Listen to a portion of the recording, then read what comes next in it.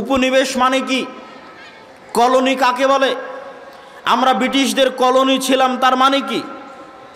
তার মানে হচ্ছে আমি যদি ব্রিটিশের একটা অঙ্গরাজ্য হতাম সেটা ভিন্ন কথা, তাহলে ব্রিটিশের অঙ্গরাজ্য হলে আমার স্বাধীনতা আর ব্রিটিশ নাগরিকদের মতোই থাকতো।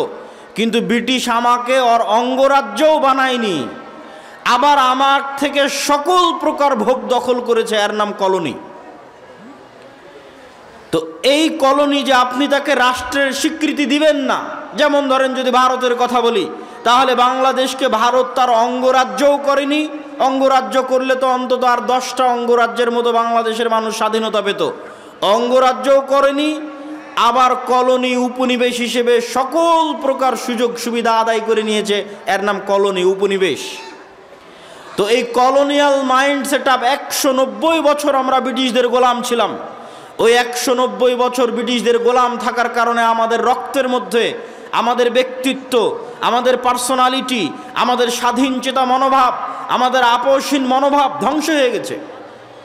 প্রত্যেকটা সেক্টরে মুসলমান তার চরিত্রের সর্বনিম্ন স্তরের পরিচয় দিয়ে যাচ্ছে।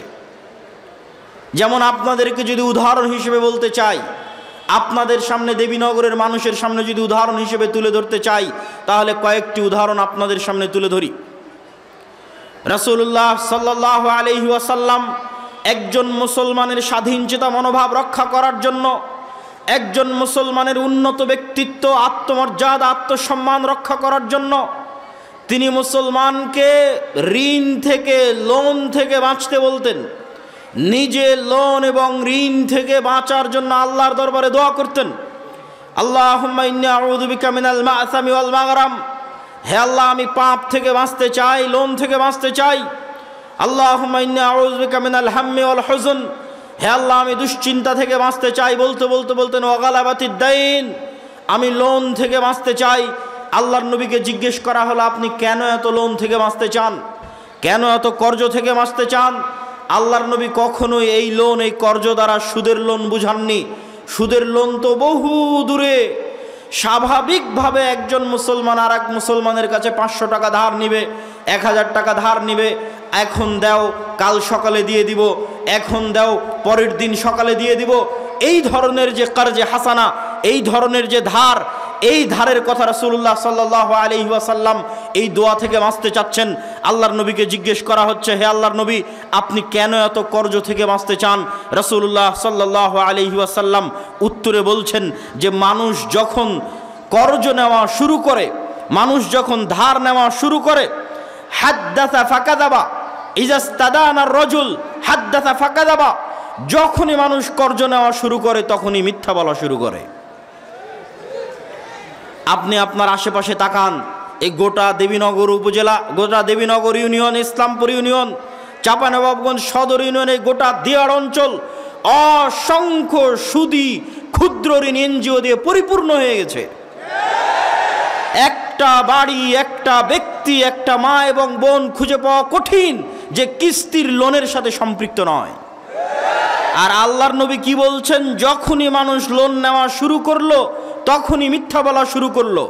আর মিথ্যা বললো মানে এর আর ব্যক্তিত্ব নাই, এর আর আত্মসম্মান নাই, এর আর আত্মমর্যাদা নাই। আত্মমর্যাদা বিক্রি করে দিয়েছে, আত্মসম্মান বিক্রি করে দিয়েছে, পার্সোনালিটি, ব্যক্তিত্ব বিক্রি করে দিয়েছে। কেননা সে এখন অর্থের জন্য মিথ্যা বলছে। আর যে অর্থের জন্য মিথ্যা বলে, আত্মমর্যাদা, আত্মসম্মান, ব্যক্তিত্ব, পার্সোনালিটি বিকিয়ে দেয়, এরা কোনোদিন স্বাধীন হতে পারবে না, নেতা হতে পারবে না। গোলামের সন্তান, গোলামি থাকতে হবে। যখনই আপনি বলবেন আমি স্বাধীন হতে চাই, মাথা উঁচু করে দাঁড়ানোর ক্ষমতা থাকতে হবে, আত্মমর্যাদা থাকতে হবে, ব্যক্তিত্ব থাকতে হবে, হাইবাত থাকতে হবে। আর আপনি যখন কর্জ নিয়ে নেবেন, ওই ব্যক্তিত্ব শেষ। রাসূলুল্লাহ সাল্লাল্লাহু আলাইহি ওয়াসাল্লাম কর্জ নেওয়ার, লোন নেওয়ার ভয়াবহতা বুঝাতে গিয়ে তিনি বলছেন, একজন ব্যক্তি কুতিলা ফি সাবিলিল্লাহ সুম্মা উহিয়া সুম্মা কুতিল সুম্মা উহি, একজন ব্যক্তি আল্লাহর রাস্তায় জিহাদ করে শহীদ হয়ে গেল, তারপরে তাকে পুনরায় জীবিত করা হলো, পুনরায় আল্লাহর রাস্তায় জিহাদ করে শহীদ হয়ে গেল, পুনরায় জীবিত করা হলো, পুনরায় আল্লাহর রাস্তায় জিহাদ করে শহীদ হয়ে গেল। এই ব্যক্তি জান্নাতে যেতে পারবে না। মা দাখালাল জান্নাহ হাত্তা ইউকযা আনহু দাইনুহু, যদি তার ঘাড়ে ঋণ থাকে, লোন থাকে, যতক্ষণ তার লোন এবং ঋণ আদায় না করা হয়েছে ততক্ষণ সে জান্নাতে যেতে পারবে না। কি ভয়ঙ্কর হাদিস! সম্মানিত উপস্থিতি, কেন লোনের কথা নিয়ে আসলাম? এই জন্য নিয়ে আসলাম, বক্তব্যের বিষয়বস্তু ব্যক্তিত্ব, পার্সোনালিটি। ইসলামের অর্থনীতির মূল ভিত্তি হচ্ছে আপনাকে অল্পে সন্তুষ্ট থাকতে হবে। সুদের ভিত্তিতে লোন বহু পরে, এই হাদিসগুলো আসতেছে স্বাভাবিক কর্জে হাসানার জন্য। যত হাদিস এতক্ষণ যাবৎ বলতেছি, আল্লাহর নবীর দোয়া তুলে ধরতেছি, সব স্বাভাবিক কর্জে হাসানা। স্বাভাবিক কর্জে হাসানাও তখন নিতে পারবে যখন ছেলে মেডিকেলে, মেয়ে মেডিকেলে, বিবাহের খরচ দিতে পারছে না, চিকিৎসার খরচ দিতে পারছে না, তখন নিবে কর্জে হাসানা। স্বাভাবিক অবস্থায় বিলাসী পণ্য ক্রয়ের জন্য, মাটির বাড়িকে পাকা বাড়ি তৈরি করার জন্য, টিনের বাড়িকে পাকা বাড়ি তৈরি করার জন্য, মোটর সাইকেল কেনার জন্য, এসি ফ্রিজ কেনার জন্য উম্মতে মোহাম্মদী লোন নিতে পারে। এর বিধান ইসলামের কয়েক লক্ষ, কয়েক হাজার কিলোমিটারের মধ্যে নাই। সুদের ভিত্তিতে লোন বহু পরে। আমি স্বাভাবিক কর্জে হাসানার কথা বলতেছি, যে মানুষ স্বাভাবিক কর্জে হাসানা নিবে বিলাসিতার জন্য, এর অস্তিত্ব ইসলামে নাই। আমি আপনাকে গিয়ে বলবো, ভাই আমাকে 1000 টাকা দেন, আমি একটা ফোন কিনতে চাচ্ছি, এই ফোন একটা বিলাসী পণ্য, আমি 1000 টাকা সুদের ভিত্তিতে নিচ্ছি না, এখন নিচ্ছে, 1 সপ্তাহ পরে দিয়ে দিব, 1 মাস পরে দিয়ে দিব। এমন সুদবিহীন কর্জে হাসানা মানুষ বিলাসিতার জন্য নিবে, এর অস্তিত্ব ইসলামে নাই। সুদ ভিত্তিক নেওয়া বহু পরে, সুদবিহীন কর্জে হাসানা মানুষ বিলাসিতার জন্য নিবে, এক সন্ধ্যা ভালো খাওয়ার জন্য নিবে, এক সন্ধ্যা ভালো থাকার জন্য নিবে, আর অস্তিত্ব ইসলামে নাই। কেন? নেওয়া মাত্রই মিথ্যা বলা শুরু করবে, আর যখনই মিথ্যা বলা শুরু করবে তখন ও গোলাম হয়ে গেছে, আত্মমর্যাদা গেছে, ব্যক্তিত্ব গেছে, আত্মসম্মান গেছে। কেমন গেছে আপনি নিজেকে হাদিসের সাথে মেপে দেখেন। আজকের যুগের মুসলমানেরা এত বেশি পরিমাণে মিথ্যার সাথে যুক্ত, এত বেশি পরিমাণে অন্যায় পরায়ণতার সাথে যুক্ত, এত বেশি পরিমাণে দুর্নীতির সাথে যুক্ত, যে আজকের যুগের মুসলমানদের চরিত্র যদি আপনি তুলনা করেন, তাহলে মক্কার কাফের মুশরিক কুরাইশদের চরিত্র আজকের যুগের মুসলমানদের চেয়ে ভালো ছিল। আমি দলিলবিহীন বলছি না, দলিল আছে। আবু সুফিয়ান রাদিয়াল্লাহু তাআলা আনহু, তিনি যখন কাফের মুশরিক, বদরের যুদ্ধ, উহুদের যুদ্ধ, খন্দকের যুদ্ধ, তিনটা যুদ্ধ আল্লাহর নবীর বিরুদ্ধে লড়াই করেছেন। খন্দকের যুদ্ধে 1 মাস যাবৎ 10,000 সেনাবাহিনী নিয়ে আল্লাহর নবীর মদিনাকে ধ্বংস করে দেওয়ার জন্য ঘেরাও করে রেখেছিলেন। ওই আবু সুফিয়ান যখন হুদাইবিয়ার সন্ধিকালীন সময়ে সিরিয়ার সফর করছেন, জেরুজালেমের সফর করছেন, ব্যবসায়িক সফর, তখন আল্লাহর নবী চিঠি লিখেছেন বাদশাহ হিরাক্লিয়াসের কাছে, দিনের দাওয়াত দিয়ে, ইসলামের দাওয়াত দিয়ে। বাদশাহ হিরাক্লিয়াস চিঠি দেখে বলছে, চিঠি লিখেছে আরবি, দেখো জেরুজালেমে এখন কোনো অ্যারাবিয়ান আরবি কেউ আছে কিনা। খুঁজে পাওয়া গেল আবু সুফিয়ানকে, নিয়ে আসা হলো আবু সুফিয়ানকে। কোনো লাইভ ক্যামেরা নাই, কোনো রেকর্ডার নাই, কোনো যান্ত্রিক এরকম কিছু বস্তু নাই যে আবু সুফিয়ানের এই কথাকে ধরে রাখবে যে আবু সুফিয়ান সত্য বলছে না মিথ্যা বলছে।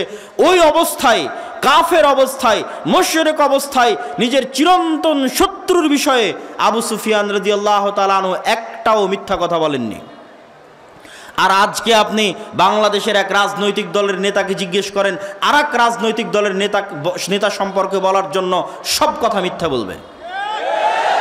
কেননা এই গণতান্ত্রিক রাজনীতি টিকেই আছে মিথ্যার উপর।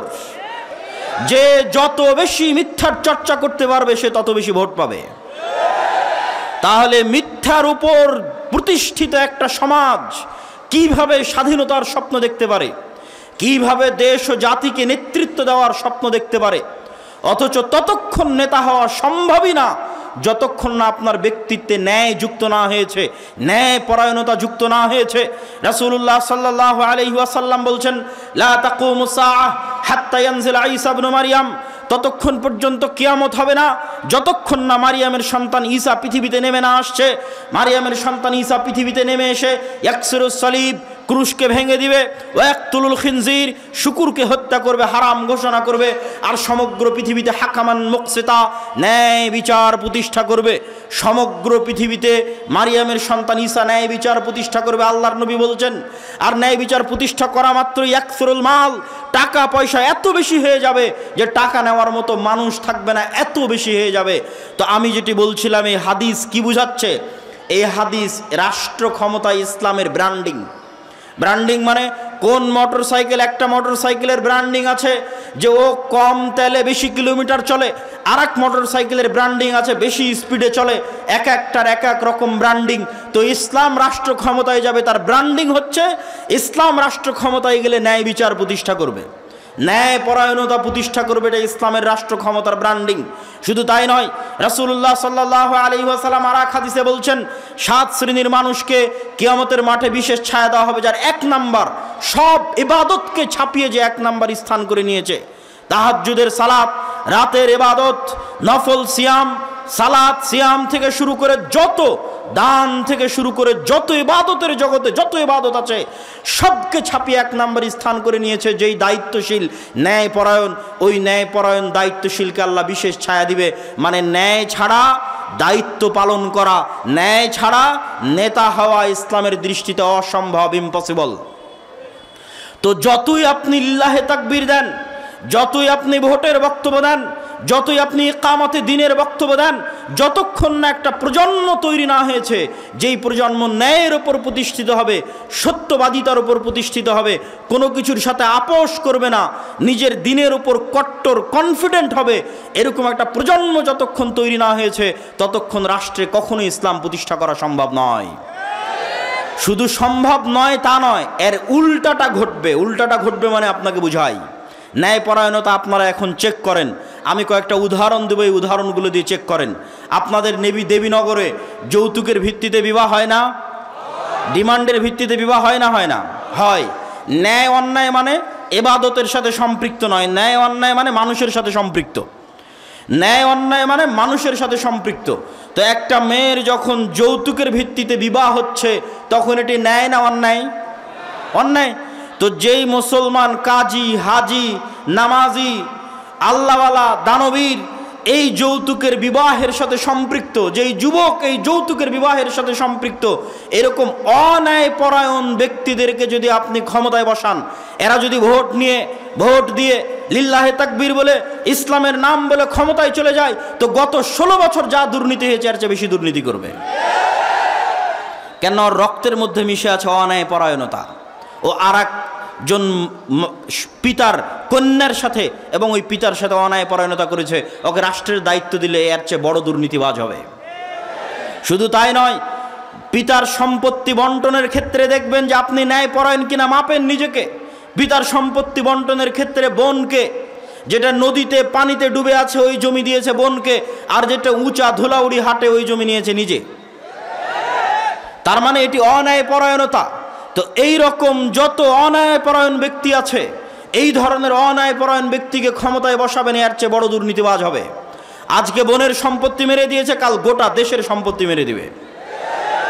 সম্মানিত উপস্থিতি, কি বুঝাতে চাচ্ছি? বুঝাতে চাচ্ছি নেতা হতে হলে ব্যক্তিত্ব লাগবে, নেতা হতে হলে পার্সোনালিটি লাগবে, আত্মসম্মান লাগবে, আত্মমর্যাদা লাগবে। আর যখনই মানুষ মিথ্যা বলে আত্মসম্মান শেষ, যখনই মানুষ আরেকজনের প্রতি অন্যায় করে আত্মসম্মান শেষ। এই ন্যায়পরায়ণতার মাপকাঠিগুলো দিয়ে আপনারা নিজেদের মাপতে পারেন। তো এই ধরনের ব্যক্তিগুলোকে ইসলামের সংজ্ঞায় কি বলা হবে? গত 16 বছর এরকম অসংখ্য এসিল্যান্ড, সাব রেজিস্ট্রার, মন্ত্রী, minister, OC, SP, DC, principal, প্রধান শিক্ষক অতিক্রম হয়ে গেছে, যারা বেশিরভাগই হয় সালাত আদায়কারী, না হয় হজ পালনকারী, না হয় দানবীর। কেউ তো এমনও গেছে যে প্রশ্ন ফাঁস করে সেই টাকা আল্লাহর রাস্তায় দান করেছে। তো তাদেরকে আপনি কি দিয়ে সংজ্ঞায়িত করবেন? কিন্তু ওই দায়িত্ব পালনের সময় সে খেয়ানত করছে। ওসি তার দায়িত্ব পালনে খেয়ানত করছে, তাকে প্রশ্ন রক্ষার দায়িত্ব দেওয়া হয়েছে, দায়িত্ব পালনে খেয়ানত করছে। দেশের টপ টু বটম প্রত্যেকটা স্তর দুর্নীতিগ্রস্ত। তাহলে এই দুর্নীতিগ্রস্ত সমাজকে আপনি কি দিয়ে সংজ্ঞায়িত করবেন? রাসূলুল্লাহ সাল্লাল্লাহু আলাইহি ওয়াসাল্লাম বলছেন, চারটা বৈশিষ্ট্য যদি মানুষের মধ্যে থাকে, মুনাফিকান খালিসা, সে স্পষ্ট নির্ভেজাল মুনাফিক। ইজা হাদ্দাথা কাযাবা, যখন কথা বলে মিথ্যা বলে, ওয়াদা করলে ভঙ্গ করে, দায়িত্ব দেওয়া হলে, আমানত দেওয়া হলে ওই দায়িত্বের সাথে খেয়ানত করে, এরা মুনাফিক। এবার আপনি নিজের দিকে তাকান, আশেপাশে তাকান, কয়টা মুসলমানকে আপনি মুনাফিকের খাতা থেকে বাদ দিবেন? কয়জন নামাজি দানবীরকে আপনি মুনাফিকের খাতা থেকে বাদ দিবেন? কিন্তু আপনার প্রশ্ন জাগতে পারে, কেন তাহলে তারা সালাত আদায় করে, কেন সিয়াম পালন করে, কেন তাহাজ্জুদের সালাত আদায় করে, কেন হজ করতে যায়, কেন প্রধান অতিথি হয়ে দান করে? মূলত তারা মুনাফিক। মানুষের সাথে অন্যায় করেছে, মিথ্যা বলেছে, মুনাফিক। নিজের স্ত্রীর প্রতি অন্যায় করেছে, মুনাফিক। নিজের সন্তানের প্রতি অন্যায় করেছে, এক সন্তানকে বঞ্চিত করে আর এক সন্তানকে সব সম্পত্তি লিখে দিয়েছে, মুনাফিক। নিজের বোনের প্রতি অন্যায় করেছে, জমি বন্টনে ন্যায় করেনি, মুনাফিক। বিবাহ করার সময় যৌতুক নিয়েছে, মুনাফিক, কারণ অন্যায় করেছে মানুষের সাথে। এরকম জীবনের প্রত্যেকটা সেক্টরে ন্যায়পরায়ণতা খুবই ভয়াবহ, খুবই গুরুত্বপূর্ণ। এমনকি সন্তান সন্ততিদেরকে চুমু দিতে গিয়েও ন্যায় প্রতিষ্ঠা করার কথা আল্লাহ বলেছেন। বিবাহ করতে গিয়েও আল্লাহ বলেছেন, যদি একের অধিক বিবাহ করতে চাও, আগে নিশ্চিত করো ন্যায় প্রতিষ্ঠা করতে পারবা কিনা। ন্যায়পরায়ণতা প্রতিষ্ঠা করা খুবই গুরুত্বপূর্ণ এবং খুবই কঠিন, খুবই ভয়াবহ বিষয়। এরকম যতজন নিজ নিজ জীবনের সেক্টরে ন্যায় প্রতিষ্ঠা করতে পারেনি, দায়িত্বের আমানতের খেয়ানত করেছে, মিথ্যা বলেছে, তাদেরকে আল্লাহ নবী এক বাক্যে বলে দিলেন, এরা হচ্ছে মুনাফিক। এই সমস্ত মুনাফিকেরা তাদের মুনাফিকি ঢাকার জন্য নামাজ পড়ে। এই সমস্ত মুনাফিকেরা তাদের মুনাফিকি ঢাকার জন্য কোটি কোটি টাকা দান করে দানবীর শাস্তে চায়। এই ধরনের মুনাফিকেরা তাদের মুনাফিকি ঢাকার জন্য হজ করতে যেতে চায়, যে আমি হাজি। কিন্তু মুনাফিক তার বোনকে তার সম্পত্তিতে ন্যায়ের সাথে ভাগ দেয়নি, মুনাফিক। এই ধরনের মুনাফিক সম্প্রদায় দিয়ে কখনোই মুসলিম জাতির মুক্তি হবে না, হবে না, হবে না। কেমন সম্প্রদায় লাগবে? মুহাম্মদ সাল্লাল্লাহু আলাইহি ওয়াসাল্লামের মতো সত্যবাদী ন্যায়পরায়ণ, জন্মই হয়েছে সত্যবাদীদের উপর, ন্যায়পরায়ণতার উপর। ওমর ইবনুল খাত্তাবের মতো আপোষহীন, কোনো কিছুতে ছাড় দেওয়ার মানসিকতা নাই দিনের বিষয়ে। এরকম সত্যবাদিতা, ন্যায়পরায়ণতার উপর যখন হৃদয় ফ্রেশ, তখন এবার সালাত আদায় করছে। কারো নামে গীবত করে না, কারো নামে অপবাদ দেয় না, কারো পিছে পড়ে না, লোন এবং কর্জের ধার ধারে না। যেখানে গেলে মাথা নত হতে পারে, যেখানে গেলে মিথ্যা বলা লাগতে পারে, তার ধার ধারে না। এরকম সত্যবাদী, আমানতদার, ন্যায়পরায়ণ একদল প্রজন্ম যদি দাঁড়িয়ে যায়, তো ওই প্রজন্ম যখন সালাত আদায় করবে, সিয়াম পালন করবে, হজ করবে, দান করবে, ওমরা করবে, ওই প্রজন্মের হাত দিয়ে ইসলামের বিজয় হবে ইনশাআল্লাহ। অতএব আমি উপস্থিত দেবীনগরের আজকের উপস্থিত মুসল্লিদের উদ্দেশ্যে উদাত্ত আহ্বান জানিয়ে বলতে চাই যে আমাদের, আপনাদের ব্যক্তিত্ব, আপনাদের পার্সোনালিটি, আপনাদের আত্মমর্যাদা, আত্মসম্মানকে হেফাজত করুন, রক্ষা করুন। একজন মুসলমানের যেমন হওয়া উচিত। মুসলমানদের অবস্থা দেখলে আমার নিজের লজ্জা লাগে। যখন আমেরিকা এবং ইউরোপে দেখি মুসলমানেরা মিথ্যার উপর তার রুজি পরিচালনা করছে, মিথ্যা বলে ইউরোপে প্রবেশ করেছে, মিথ্যা বলে আমেরিকায় গেছে, মিথ্যা বলে ইনকাম করছে, মিথ্যা বলে আর এক কাফের মুশরিকের কাছে অতিরিক্ত টাকা কামানোর জন্য মিথ্যা বলতেছে, পুরো জীবনটা মিথ্যার উপর পার করে দিচ্ছে। এরকম মিথ্যুক জাতি দিয়ে কিভাবে নেতা হবে, কিভাবে মুক্তি পাবে? অসম্ভব, হতে পারে না। আপনাকে আপনার দিনের উপর কট্টর হতে হবে, সত্যবাদিতা এবং ন্যায়পরায়ণতায় ফিরে আসতে হবে। শুধু তাকবীর ধ্বনি দিয়ে, শুধু ভোটের বক্তব্য দিয়ে, গণতন্ত্রের বক্তব্য দিয়ে ইসলামকে বিজয় করা সম্ভব নয়। সম্মানিত উপস্থিতি, বক্তব্যের শেষের দিকে চলে এসেছি। আজকে দেখছি আমরা ইসলামকে বিজয় করার জন্য, সামগ্রিকভাবে বিজয় করার জন্য এই মৌলিক বিষয়গুলোর প্রতি ফোকাস না করে এখনই হাজার হাজার কোটি কোটি মানুষের ভোট নিয়ে ক্ষমতায় চলে যেতে হবে। এই যে টেন্ডেন্সি, ডেমোক্রাসিকে রব মানার, ইলাহ মানার, গণতন্ত্রকে ইলাহ বানিয়ে দেওয়ার যে টেন্ডেন্সি, যে মন মানসিকতা, সমাজতন্ত্র, ধর্মনিরপেক্ষ মতবাদকে ইলাহ বানিয়ে দেওয়ার যে মন মানসিকতা, এই মন মানসিকতার উপর কুঠারাঘাত করেছেন আল্লামা ইকবাল। আল্লামা ইকবাল বলেছেন, আজকের আধুনিক যুগের আজরেরা, তারা সোয়ায়ে আধুনিক যুগের আজর মানে ইব্রাহিমের পিতা আজর মূর্তি বানিয়েছিল, আজকের যুগের আজরেরা নতুন মূর্তি বানিয়েছে। ইনসারে খুদাओं में बड़ा सबसे वतन है, আজকে মানুষ ইবাদতের জন্য যত মূর্তি বানিয়েছে তার মধ্যে একটা গণতন্ত্র, একটা সমাজতন্ত্র, একটা ধর্মনিরপেক্ষ মতবাদ, সেকুলারিজম, এই মূর্তিগুলোর আজকের যুগে মানুষ পূজা করতেছে, আজকের যুগে মানুষ ইবাদত করতেছে। অথচ তাওহীদ মানে আমাই ইয়াকফুর বিত-তাগুত ওয়া ইউমিন বিল্লাহ, আগে তাগুতকে অস্বীকার করতে হবে, তারপরে ঈমান আনয়ন করতে হবে। ঈমান আনয়ন মানে তাওহীদ মানে ইব্রাহিম আলাইহিস সালাতু ওয়াস সালামের আদর্শ, কাফারনা বিকুম ইন্না বুরাউম মিনকুম বারিউম মিম্মা তুশরিকুন। এগুলো ইব্রাহিম আলাইহিস সালামের নিজের মুখের বাক্য যে আমি তোমাদের থেকে মুক্ত, আমি অস্বীকার করছি ওই সমস্ত মূর্তির, ওই সমস্ত শিরকের যার তোমরা পূজা করো।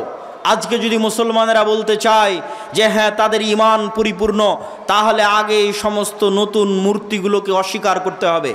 এই মূর্তিগুলোর মূলা ঝুলিয়ে, গণতন্ত্র নামক এই নতুন ইলাহের মূলা ঝুলিয়ে কোনো দিন মুসলমানেরা রাষ্ট্র ক্ষমতায় যেতে পারেনি, ইসলাম কোনো দিন যেতে পারবে না। যদি কখনো যায় তাহলে সেটা হবে কম্প্রোমাইজড, বিকৃত ইসলাম। অবিকৃত ইসলাম পূর্ণাঙ্গ ক্ষমতার সাথে রাষ্ট্র ক্ষমতায় যাবে, তার পথ পদ্ধতি হবে ভিন্ন, তার পথ পদ্ধতি শুরুই হবে দাওয়াত দিয়ে। আল্লাহ চাইলে মুসা আলাইহিস সালাতু ওয়াস সালামকে বলতে পারতেন যে যাও তোমাকে মুজিজার লাঠি দিলাম, এই লাঠি দিয়ে ফেরাউনকে হত্যা করো, দিয়ে ক্ষমতা দখল করো না। আল্লাহ মুসা আলাইহিস সালামকে ব্যক্তিত্ব দিয়ে, পার্সোনালিটি দিয়ে, আত্মমর্যাদা দিয়ে, আত্মসম্মান দিয়ে, উন্নত চরিত্র দিয়ে তৈরি করেছেন। গোলাম হিসেবে মিথ্যার উপর, ধোঁকার উপর, দুর্নীতির উপর তৈরি করেননি। যখন বানু ইসরাইল গোলাম, যখন বানু ইসরাইল জীবন যাপন করছে মিথ্যার উপর, গোলামির উপর, তখন আল্লাহ মুসা আলাইহিস সালামকে ওই গোলামি থেকে মুক্তি দিয়ে ফেরাউনের বাড়িতে পূর্ণ আত্মমর্যাদার সাথে, আত্মসম্মানের সাথে মানুষ করেছেন, যেন মুসা আলাইহিস সালামের আত্মমর্যাদা, আত্মসম্মান, ব্যক্তিত্ব কোনো কমতি না থাকে। নেতৃত্ব দিতে হলে, নেতা হতে হলে পূর্ণ আত্মমর্যাদা লাগবে, আত্মসম্মান লাগবে, তবে নেতা হওয়া যাবে। আর যে গোলাম অবস্থায় মানুষ হয়েছে নেতা হতে পারবে না। তো মুসা আলাইহিস সালামকে আল্লাহ দাওয়াত দিতে পাঠালেন তার ব্যক্তিত্বের সাথে। ইউসুফ আলাইহিস সালাতু ওয়াস সালামকে আল্লাহ চাইলে জিবরাইলকে পাঠিয়ে কুয়া থেকে তখনই উঠিয়ে বাপের কাছে ফেরত পাঠাতে পারতেন, পাঠাননি। ইউসুফ আলাইহিস সালাতু ওয়াস সালামকে আল্লাহ লম্বা পরীক্ষার মধ্যে দিয়ে পার করেছেন। যে লম্বা পরীক্ষার মধ্যে দিয়ে ইউসুফ আলাইহিস সালামের ব্যক্তিত্ব তৈরি হয়েছে, শাখসিয়াত তৈরি হয়েছে, পার্সোনালিটি তৈরি হয়েছে, নেতৃত্বের গুণ তৈরি হয়েছে, মিথ্যার সাথে আপোষহীনতা তৈরি হয়েছে, এবং সত্যের উপর অটল এবং অবিচল থাকার মানসিকতা তৈরি হয়েছে। নিজের দিনের বিষয়ে ছাড় না দেওয়ার মানসিকতা তৈরি হয়েছে। এই মানসিকতাগুলো নিয়ে যখন তিনি বাতিলের সামনে দাঁড়িয়েছেন, যখন তিনি দাওয়াতের ময়দানে গেছেন, তখন তিনি পরীক্ষার মুখোমুখি হয়েছেন, আস্তে আস্তে সফল হয়েছেন। সম্মানিত উপস্থিতি, আমাদের ওই রকম একটা প্রজন্ম লাগবে, ওই রকম একদল যুবক লাগবে যারা মিথ্যা বলা জানে না, যাদের জীবন চলে গেলেও মিথ্যার সাথে আপোষ করবে না, যারা জীবনের প্রত্যেকটা সেক্টরে সত্য বলে, যারা হারাম থেকে পবিত্র, হারামের সংস্পর্শে গেলে অপবিত্র হয়ে যাবে, হারাম ইনকামের সংস্পর্শে গেলে অপবিত্র হয়ে যাবে, হারাম থেকে পবিত্র, ন্যায়পরায়ণ, দুনিয়ার কোনো মানুষের প্রতি অন্যায় করে না, না পিতা মাতার প্রতি, না সন্তানের প্রতি, না বোনের প্রতি, না ভাইয়ের প্রতি, না নিজ দায়িত্বের প্রতি, অটল শতভাগ ন্যায়পরায়ণ। এমতো অবস্থায় যদি ও তাওহীদপন্থী হয়, নিজের দিনের উপর ওই ইহুদিদের মতো, ইহুদিরা যেমন ভ্রান্তির উপর অটল, আজকের ভারতের হিন্দুরা যেমন তার ভ্রান্তির উপর অটল, কট্টর, এইরকম একদল মুসলমান দাঁড়িয়ে যদি বলতে পারে হ্যাঁ আমরা আমাদের নবীর দ্বীনে ইসলামের উপর অটল, মুহাম্মদ সাল্লাল্লাহু আলাইহি ওয়াসাল্লামের প্রত্যেকটা আদর্শের উপর, মুহাম্মদ সাল্লাল্লাহু আলাইহি ওয়াসাল্লামের প্রত্যেকটা কথার উপর ইট পাথরের মতো অটল, এইরকম অটল মানসিকতা নিয়ে একদল যুবক যদি দাওয়াতি কাজ শুরু করে, ক্ষমতার কেন্দ্রবিন্দুতে আঘাত করে, পূর্ণ ব্যক্তিত্বের সাথে, পূর্ণ পার্সোনালিটির সাথে তারা পরীক্ষার মুখোমুখি হবে, কিন্তু তাদের হাত দিয়ে ইসলামের বিজয় পতাকা উড়বে ইনশাআল্লাহ। আমি আপনাদের কাছে আজকের দেবীনগরের এই মাটিতে এই ধরনের একদল যুবকের প্রত্যাশা করি যে এই আলোচনাগুলো শুনে, এই বক্তব্যগুলো শুনে অন্তত আপনাদের এই চারিত্রিক দিকটা সংশোধন হোক, অন্তত ন্যায়পরায়ণ হওয়ার চেষ্টা করেন, সত্যবাদী হওয়ার চেষ্টা করেন, নিজের দিনের উপর অটল থাকেন। লোন, ধার, কর্জ যেগুলো মানুষের মাথাকে নত করে দিবে, যেগুলো মানুষকে মিথ্যার দিকে নিয়ে যাবে, পুরো পরিবার মিথ্যার উপর গড়ে উঠবে, গোলাম হবে, কোনোদিন স্বাধীন হতে পারবে না, নেতা হতে পারবে না, এই ধরনের ন্যাক্কারজনক ঘৃণিত কার্যকলাপ থেকে মুক্ত থেকে পান্তা ভাত খাবেন, মাটির ঘরে থাকবেন, কিন্তু মাথা উঁচু করে থাকবেন, পূর্ণ ঈমানের সাথে থাকবেন, আত্মমর্যাদার সাথে থাকবেন, আত্মসম্মানের সাথে থাকবেন। এরকম একটা পরিবার থেকে, এরকম একদল যুবক থেকে ইসলামের বিজয় হবে ইনশাআল্লাহ। সম্মানিত উপস্থিতি, আমি বক্তব্যের শেষের দিকে চলে এসেছি। আর দাওয়া ইলাল্লাহর এই যে আয়োজন, এই যে কার্যক্রম, আর দাওয়া ইলাল্লাহ কি? আর দাওয়া ইলাল্লাহর ব্র্যান্ডিং হচ্ছে মসজিদ ভিত্তিক মক্তব। আপনাদের অত্র চাঁপাইনবাবগঞ্জ অঞ্চলেরও বহু মক্তবের শিক্ষককে আমরা প্রশিক্ষণ দিয়েছি। সারা বাংলাদেশের 500-র অধিক মক্তবের শিক্ষককে আমরা প্রশিক্ষণ দিয়েছি। আমাদের যাতায়াত খরচ, আমাদের থাকা খাওয়া, আর দাওয়া ইলাল্লাহ জামিয়া সালাফিয়ার দাওয়া থাকা খাওয়া যাতায়াত খরচের উপর ভিত্তি করে এই প্রশিক্ষণগুলো হয়েছে। এই কার্যক্রমকে আরও বেগবান করতে হবে, আরও সর্বত্র ছড়িয়ে দিতে হবে। আল জামিয়া সালাফিয়ার কথা ভোলা যাবে না। আল জামিয়া সালাফিয়া বাংলাদেশের এমন এক ব্যতিক্রমধর্মী প্রতিষ্ঠান। শুধু একটা পরিসংখ্যান বলি বা দুটো পরিসংখ্যান বলি, গত এক বছরে বাংলাদেশের ইতিহাসে রেকর্ড, গত এক বছরে সৌদি আরবের মদিনা ইসলামী বিশ্ববিদ্যালয় সহ অন্যান্য বিশ্ববিদ্যালয় থেকে 10-এর অধিক শিক্ষক জামিয়া সালাফিয়াতে দার্স দিয়েছে, যা বাংলাদেশের ইতিহাসে রেকর্ড। কেউ 4 মাস, কেউ 1 মাস। এখনও একজন শিক্ষক আল জামিয়া সালাফিয়া রূপগঞ্জ নারায়ণগঞ্জে মদিনা ইসলামী বিশ্ববিদ্যালয়ের একজন শিক্ষক এখনও দার্স দিচ্ছেন। 2, এটি বাংলাদেশের একমাত্র প্রতিষ্ঠান যেটি কওমি প্রতিষ্ঠান হওয়ার পরও থাকা খাওয়া খরচ যেখানে মাত্র 3,000 থেকে 3,500 আর 10টা কওমি মাদ্রাসার মতো, এরকম একটি কওমি মাদ্রাসা হওয়ার পরও বিদেশি শিক্ষক, ভারত পাকিস্তান থেকে শুরু করে অন্যান্য দেশের 5-এর অধিক বিদেশি শিক্ষক, যাদের বেতন 80,000 টাকারও বেশি, এরকম বিদেশি শিক্ষক এই প্রতিষ্ঠানে থাকে। এই প্রতিষ্ঠানের লক্ষ্য এবং উদ্দেশ্য হচ্ছে দেশে উন্নত শিক্ষা দেওয়া। আমরা যেমন মসজিদ ভিত্তিক মক্তব নিয়ে কাজ করছি, ঠিক তেমনি আল জামিয়া সালাফের অধিভুক্ত হতে পারবে এরকম যে শিক্ষা প্রতিষ্ঠানগুলো আছে। আমি জানি এই দেবীনগর আলেম ওলামার ভূমি, এই দেবীনগর মসজিদ মাদ্রাসার ভূমি। সেই ব্রিটিশ বিরোধী আন্দোলন থেকে এখানে কোরআন এবং সহিহ হাদিসের চর্চা হয়ে আসছে। এই অঞ্চলের মাদ্রাসাগুলোকে আমরা উদাত্ত আহ্বান জানাবো যে তারা তাদের শিক্ষার মানকে উন্নত করার জন্য আল জামিয়া সালাফিয়ার সাথে অধিভুক্ত হয়ে জামিয়া সালাফিয়ার সিলেবাস অনুযায়ী জামিয়া সালাফিয়ার শিক্ষকদের ট্রেনিং নিয়ে তাদের মাদ্রাসার শিক্ষার মানকে উন্নত করুক। মসজিদগুলোকে উদাত্ত আহ্বান জানাবো যে তাদের মক্তবগুলোকে আমাদের মসজিদে পাঠিয়ে আমরাই খরচ দিয়ে নিয়ে যাব, আমাদের জামিয়া সালাফিয়াতে পাঠিয়ে ট্রেনিং নেওয়ার মাধ্যমে তাদের মক্তবের শিক্ষাগুলোকে উন্নত করুক। সর্বশেষে মাসিক আল ইতিসাম, যেখানে আমি নিজে নিয়মিত লিখি, মাসিক আল ইতিসামের সম্পাদকীয় পড়ে দেখবেন এই মাসের সম্পাদকীয় আছে মুসলমানদের দামেস্ক বিজয়, জেরুজালেম বিজয়ের দ্বার প্রান্তে মুসলিম উম্মাহ। এই যে আধুনিক সমসাময়িক যে বিষয়গুলো আছে, এই বিষয়গুলোর লেখনী মাসিক আল ইতিসামে পাবেন। আমি জানি না দেবীনগরে আসে কিনা, এসে না থাকলে জরুরি ভিত্তিতে নেওয়ার চেষ্টা করবেন।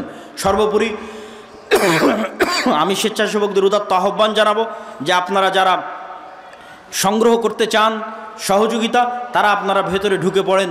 আর সহযোগিতার জন্য আমি এতটুকু বলবো যে পৃথিবীর সবচেয়ে শক্তিশালী ইবাদত হচ্ছে দান। সবচেয়ে শক্তিশালী কী জন্য? যখন কোনো ইবাদত কাজ করবে না, কিয়ামতের মাঠে যখন হিসাব হবে, যখন কোনো কারেন্সি কাজ করবে না, কোনো টাকা পয়সা কোনো কিছু কাজ করবে না, অথচ আপনি কারো গীবত করেছেন, কারো নামে অপবাদ দিয়েছেন, কারো নিন্দা করেছেন, কারো ধন সম্পদ মেরে খেয়েছেন, সব পাওনাদার আসতে থাকবে। ওই পাওনাদারকে পরিশোধ করা হবে আপনার দানের টাকা থেকে, যেই টাকা আপনি পূর্বে জমা করে রেখেছেন। আর এই দানের টাকাকে আল্লাহ সুবহানাহু ওয়া তাআলা বলেছেন মিম্মা রাযাকনাহুম ইউনফিকুন। আল্লাহ এটা আপনার টাকা, এটা কখনো স্বীকার করেনি। আল্লাহ বলেছেন এই টাকা তার দেওয়া, আমি তোমাদেরকে যে রিজিক দিয়েছি সেই রিজিক থেকে তোমরা আল্লাহ রাস্তায় দান করো। সম্মানিত উপস্থিতি, আমি সকলকে উক্ত ইসলামী সম্মেলনে দান করার উদাত্ত আহ্বান জানিয়ে আগামী 30 ও 31 জানুয়ারি আল জামিয়া সালাফিয়া দিনাজপুরে সালাফি কনফারেন্স আছে। আগামী 13 ও 14 ফেব্রুয়ারি রূপগঞ্জ নারায়ণগঞ্জে সালাফি কনফারেন্স আছে। রূপগঞ্জ নারায়ণগঞ্জের কনফারেন্সে পাকিস্তান থেকেও মেহমান উপস্থিত হবে। পাকিস্তান, ভারত, নেপাল, সৌদি আরব, বাংলাদেশ, এই 4-5 দেশের মেহমান উপস্থিত থাকবে। আগামী 13 ও 14 ফেব্রুয়ারি আল জামিয়া সালাফিয়া রূপগঞ্জ নারায়ণগঞ্জ আপনাদেরই প্রতিষ্ঠান। কেননা আপনাদের এলাকার সন্তান এখান থেকে 100 কিলোমিটার দূরে গিয়ে 50, 60, 100 বিঘা জমির উপর বিশাল প্রতিষ্ঠান তৈরি করেছে।